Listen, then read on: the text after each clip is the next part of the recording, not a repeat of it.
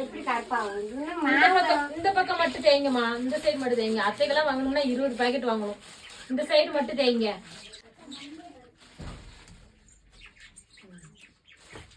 Side போதுமா? ஃபுல்லா கருப்பா இருக்காது, கொஞ்சம் வெள்ளை வெள்ளையா இருந்தாலும் நல்லா இருக்கும். இது தூக்கி வச்சுட்டா போச்சு.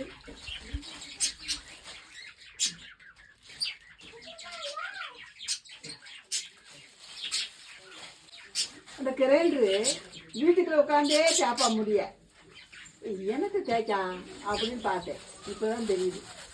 சுட்ட தாங்க கை வச்சிருக்காங்களோ அவன் வைப்பா, அவன் சாப்பிட வாங்கி வைப்பா.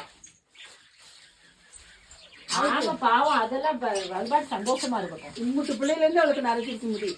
அதுக்கு பொடி வச்சிருக்கோம். தெரியலம்மா,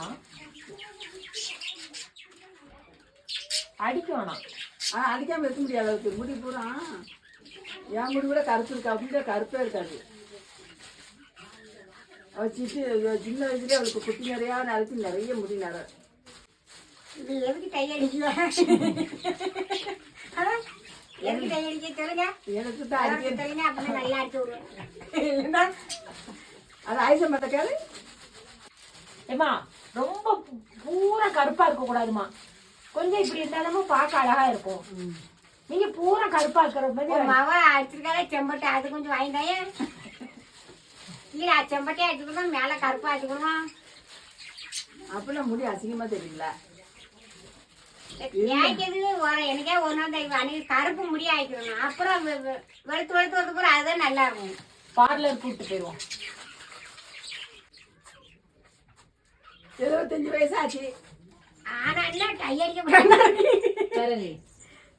நம்ம எல்லாம் சொல்லணும்,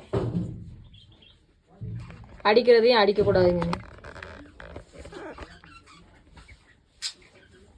வயசுல சாதிக்காதது தானே இப்ப சாதிக்கியா?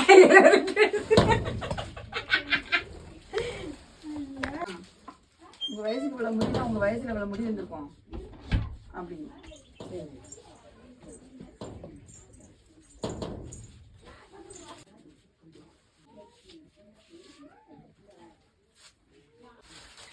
அப்படியே கொண்டை போட்டு விட்டுருங்க.